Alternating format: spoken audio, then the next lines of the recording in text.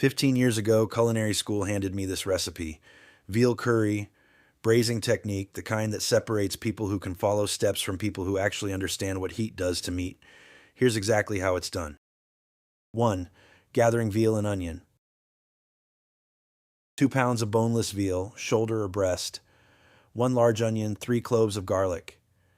Curry powder, ground coriander, paprika, cumin, a pinch of cinnamon, 2 bay leaves, salt. Flour, 4 cups of stock, a cup of chopped tomato, a cup of heavy cream. Get it all out before anything hits the heat. 2. Veal prep. Cube the veal into 1-inch pieces, no smaller, and go smaller, and it dries out before it ever gets tender. 3. Vegetable prep.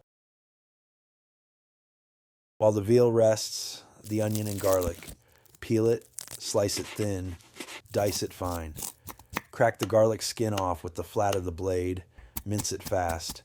Have everything ready before anything hits the heat. That's the difference between cooking calmly and cooking in a panic. 4. Searing.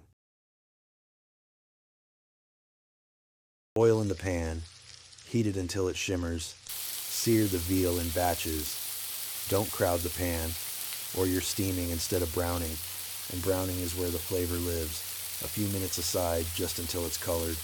Pull it out, set it aside. 5. Aromatics plus bloom. Same pan. Onions in first, low and slow until soft, about 5 minutes. Garlic in next, 30 seconds, just until fragrant. Now the spices: 2 tablespoons curry powder, a teaspoon of coriander, half a teaspoon each of paprika and cumin, a pinch of cinnamon. Let it bloom in the fat for 30 seconds, no more, or it turns bitter. 6. Roux plus simmer. Sprinkle in 2 tablespoons of flour, stir it into the spices to make a roux. Cook it out 2 minutes so it doesn't taste raw later. Pour in the stock, add the chopped tomato and the bay leaves, a teaspoon of salt. Bring it up to a boil, then drop it right back down to a bare simmer. Veal goes back in. Cover it and let it go for an hour to an hour and a half until that meat falls apart on its own. 7. Gathering rice ingredients. While that simmers, the rice: a cup of rice, a knob of butter, a bay leaf, 2 cups of stock. 8. Rice pilaf. Butter in a pot, melt it, then the rice goes in dry. Toast it until it smells nutty before any liquid touches it. That's the difference between rice that's fluffy and rice that's mush. Stock in, bay leaf, a pinch of salt, cover it, low heat, and walk away. Lift that lid too early and you let out the steam that's supposed to be cooking it. 15 minutes, then fluff it with a fork. 9. Gathering raita ingredients. Now the raita: half a cucumber, a cup of yogurt, a pinch of cumin, salt. 10. Raita prep.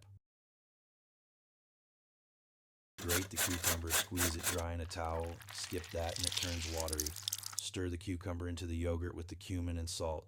5 minutes, done. It's there to cool the palate against the curry's heat. 11. Gathering lassi ingredients. And to drink: mango lassi. 1 mango, a cup of yogurt, a splash of milk, a spoonful of honey. 12. Mango lassi. Mango into the blender, yogurt, milk, honey. Blend until smooth, pour it over ice, finishing the curry. Back to the curry.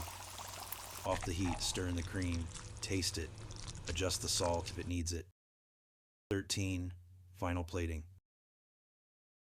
Rice down first, curry over the top, raita on the side, diced mango and chopped cashews scattered over everything, sweetness and crunch against all that slow-cooked depth. 14. Enjoying the meal. This isn't a shortcut meal. This is the real one. And 15 years later, it still hits exactly the way I remember.